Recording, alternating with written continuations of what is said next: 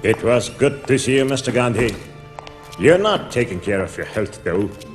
मैंने और कांग्रेस ने ये फैसला किया है कि मुत्तहिदा हिंदुस्तान के पहले वज़ीर-ए-आज़म आप होंगे। क्या आपको इस पर भी कोई एतराज़ है? इस पेशकश का जवाब मैं पहले भी एक बार दे चुका हूं, मिस्टर गांधी। मुझे इक़्तिदार नहीं, मुसलमानों का तहफ़्फ़ुज़ चाहिए। क्या आपका वज़ीर-ए-आज़म बनना हिंदुस्तान के मुसलमानों के तहफ़्फ़ुज़ की ज़मानत नहीं?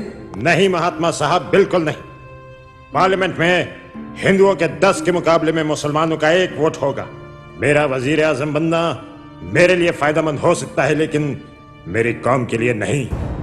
जरा सोचिए मिस्टर गांधी, मुसलमान हिंदुओं के नलकों से पानी नहीं पी सकते, तो दोनों एक साथ रहेंगे कैसे? बंटवारा हिंदुस्तान की तबाही होगा।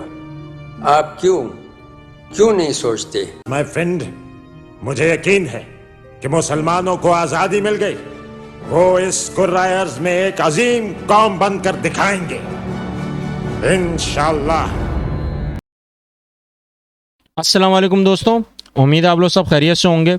आज हम लोग सिविक्स ऑफ पाकिस्तानी के मदीनात पाकिस्तान क्लास इंटरमीडिएट का लेक्चर नंबर 21 यानी कि लेक्चर नंबर 21 करने वाले हैं। और हम आज का टॉपिक यानी कि उन्वान जो है वो जिन्ना गांधी टॉक्स है, यानी कि जिन्ना गांधी मुज़ाकरात जो 1944 यानी कि 1944 में हुए, हम उसको डिस्कस करेंगे। बेटा ये ज़रा बहुत इंपॉर्टेंट और इंटरेस्टिंग टॉपिक इसलिए है क्योंकि इससे पहले वाले टॉपिक में जो हमने जो बातें डिस्कस की थी उसी से ये लिंकअप करता है और बहुत अहम मुज़ाकरात थे ये जिन्ना के दरमियान, गांधी के दरमियान। क्योंकि जिन्ना और गांधी के जो मुज़ाकरात हुए थे वो इसी फ्यूचर यानी कि मुस्तकबिल हिंदुस्तान, जो हिंद की डिवीज़न थी, पार्टीशन थी, तकसीम थी, उसके मुतालिक ये टॉक हुए थे। और इससे पहले जो एक मेजर इवेंट हुआ था क्विट इंडिया मूवमेंट, यानी कि क्विट इंडिया का रेजोल्यूशन जो आया था उसको हमने डिस्कस करना है। लेकिन मैं इस टॉपिक को शिमला कॉन्फ्रेंस के साथ जब डिस्कस करूंगा तो आपको समझ में आ जाएगी बात, क्योंकि हमारा अगला टॉपिक शिमला कॉन्फ्रेंस होगा और उसी के हिसाब से जिन्ना गांधी टॉक और जो क्विट इंडिया मूवमेंट की जो अहम नुकात है उसको मैं वहाँ ज़रूर डिस्कस करूँगा। लेकिन अभी फ़िलहाल जो आज के टॉपिक के लिहाज से सबसे अहम इम्पॉर्टेंट जो बहुत ज़्यादा जिन्ना गांधी टॉक यानी कि मुज़ाकरात हैं उसको हम डिस्कस करते हैं और इसी को हम आगाज़ करते हैं अपने इस लेक्चर में। चलें आगाज़ करते हैं।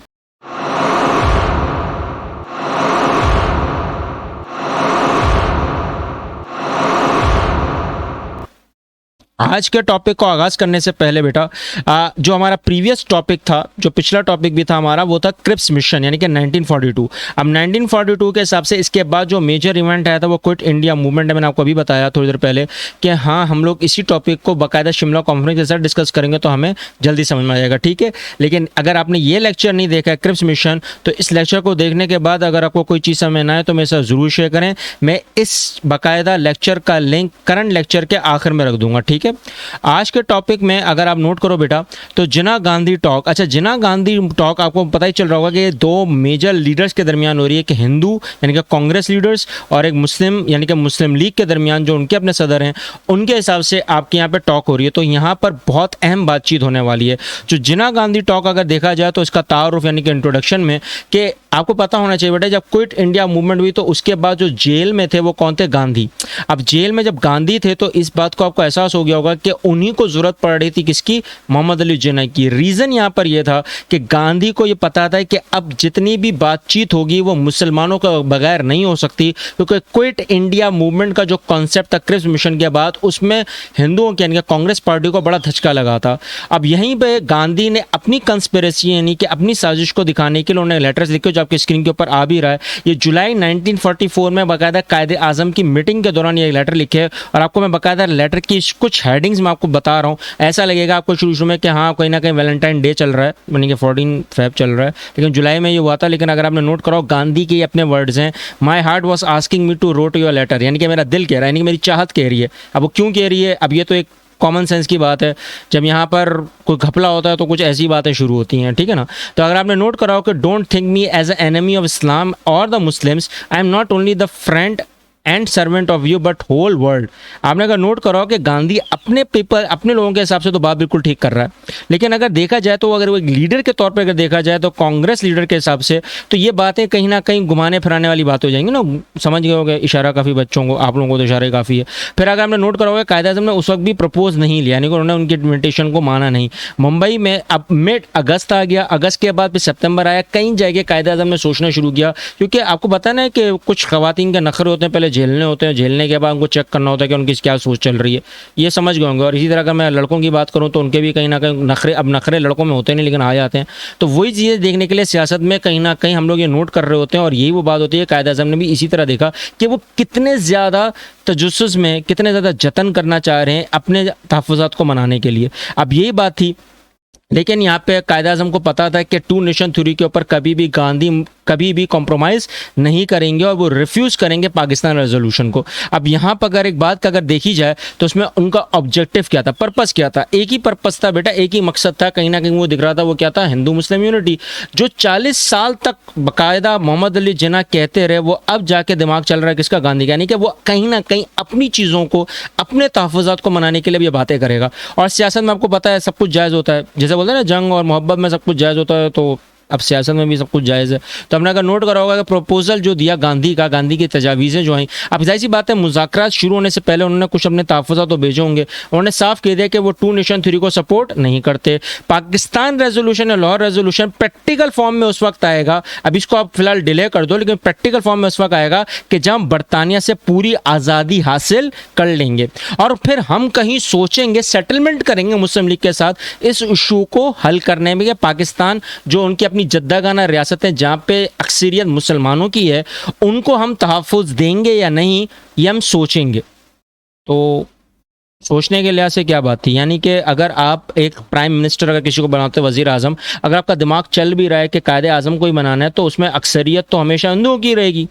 आपने ना इलेक्शन करवाया, ना कॉन्स्टिट्यूशन बनाया, ना पार्लियामेंट बनाई है, तो ये सोचने वाली बात है ना। सियासत बेटा, दिमाग चलता है ना यहाँ पे। तो आपने अगर नोट करा होगा फीचर्स, अब क्या खुसूसियात थी, अब बातचीत जब शुरू हुई, अब जैसे ही वो मुलाकात हुई, आपको पता है सितंबर में मुलाकात हुई, जब मुलाकात हुई तो गांधी से बगैर कोई हंसी बात वगैरह किए उन्होंने आते ही कायदे-ए-आज़म ने फ़ौरन बातचीत शुरू कर दी थी। और बातचीत करने के फ़ौरन बाद उन्होंने जब तहफ़्फ़ुज़ात देखे, उन्होंने अपना गांधी के जितने एनालिसिस थी, जो उनका एब्स्ट्रैक्ट था, वो उन्होंने जब देखा तो उन्होंने पहली बात यह कर दी कि demand for Pakistan is absurd, यानी कि ये सब कुछ एक लिहाज से बकवास है। तो बकवास तो नहीं थी। अच्छा, गांधी के लिहाज से अगर ओपिनियन देखा जाए तो Hindu Muslims are one nation, अब वो एक कौम है। क्या?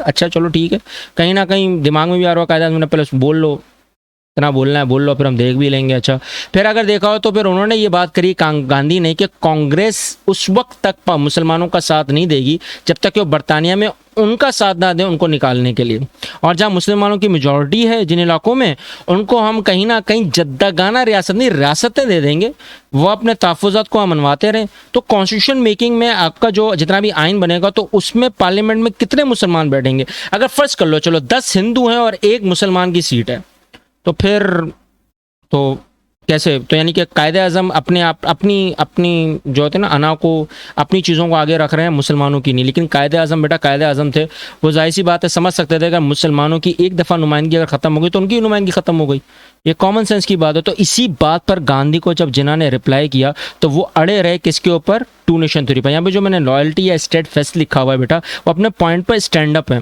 टू नेशन थ्योरी का कॉन्सेप्ट तो है, और हिंदू मुसलमान अब अलग होके ही रहेंगे, चाहे वो कोई भी कर लें, वो 2 कौमें अलग अलग हैं, और यही वो डिस्टिंक्टिव नेशनल आइडेंटिटी है, एक कौमी पहचान बन चुकी है, जो आप जितना भी करने की कोशिश करो तो वो अलग नहीं हो पाएंगे। यही वो रीज़न थी कि जहाँ पर जिन्होंने गांधी के साथ फुल डिसएग्री किया इस बात पर, प्लस उन्होंने अपने फैक्ट्स को अपने आगे रखा कि भाई अब मैं कैसे मनाऊंगा मुस्लिम लीग को या मुसलमानों को, अब किस तरह वो समझाएंगे? अगर चलो वो कर भी लेते हैं तो कितना वो समझाएंगे? वो ये समझेंगे कि कायदे-ए-आज़म अपनी अना के लिए कर रहे हैं, हम मुसलमानों के लिए नहीं सोच रहे। अब उनको वज़ीर आज़म बनना है तो ये वो हरकतें कर रहे हैं। यही वो चीज़ें थीं जो कायदे-ए-आज़म ने गांधी को उसी वक्त बयान कर दी। अब इसी बात पर अगर देखा जाए तो अगर थोड़ा भी अगर दिमाग हो तो गांधी का, तो वो समझ गए होंगे, क्योंकि आपके सामने एक तस्वीर आ रही है बेटा, क्योंकि जब वो मुज़ाकरात करके निकले तो गांधी ने कायदे-ए-आज़म को पकड़ा हुआ है। देखो याद रखना, सियासत में तस्वीरें बहुत कुछ किया जाती हैं। ये वो रीज़न है कि कायदे आज़म मुस्कुरा रहे हैं, गांधी हंस रहे हैं, लेकिन पकड़ा हुआ किसने किसको है? क्योंकि वो चाह रहे थे वो किसी तरह मान जाएं, लेकिन वो मानने को तैयार नहीं थे। अब कायदे आज़म के दिमाग में ये बात आ चुकी थी, अब ये सारी चीटिंग, हिप्रोक्रेसी करने से, ये जितनी भी प्रोपेगेंडा भी चल रहा है ना, कंस्पिरेसी चल रही है, गांधी की चल रही है, और इसी बात पर रखते हुए गांधी के सारे तहफ़्फ़ुज़ात, जितने भी वो एनालिसिस, जितना भी उन्होंने अपने जो भी अपने उन्होंने ओपिनियंस दी हैं, उसके हिसाब से उन्होंने उसको रिजेक्ट कर दिया। और ये वो बात थी कि अब इंडिया आज़ाद होकर रहेगा और बट के रहेगा। बटने का मतलब यहाँ पर ये है बेटा कि कांग्रेस और हिंदूज अब ये रिलाइट करना छोड़ दें, ये अपना पर अब ये छोड़ ही दें अपने जहनों से कि कहीं ना कहीं मुसलमान और हिंदू अब एक हो जाएंगे। क्योंकि बेटा देखो, एक बात याद रखना है कि अपनी चीज़ों को बचाने के लिए, अपनी आइडेंटिफिकेशन, अपनी पहचान को बचाने के लिए आपके राइट्स उसी वक्त आपको मिलेंगे जब आपका अपना घर होगा। देखो ये हमेशा याद रखना, अपने घर की पहचान को समझो। आप अगर नोट करो तो यहाँ पर कायदे आज़म यही कहना चाह रहे हैं कि जब हमारे को इतना ज़्यादा डिग्रेड कर दिया गया है तो हम लोग कैसे एक दूसरे के साथ भी रह सकते हैं। ये कहाँ की सोच है, और यही वो रीज़न थी जिसके बिना पर कायदे आज़म ने इन चीज़ों को रिजेक्ट कर दिया। अब कायदे आज़म की सोच यहाँ तक तो चल रही है, लेकिन गांधी की सोच से आगे बढ़ गई थी, जिसके बाद CR फार्मूला भी आया था। लेकिन हम जो चीज़ों को डिस्कस करेंगे वो मिला करेंगे क्विट इंडिया मूवमेंट, बाकायदा जिन्ना गांधी टॉक, और अब अगला का जो टॉपिक होगा वो शिमला कॉन्फ्रेंस होगा। तो आपने अगर नोट करा शिमला कॉन्फ्रेंस में क्या हुआ होगा और वो क्या ऐसे तहफ़्फ़ुज़ात होंगे जो उनके दिमाग में चल रहे होंगे।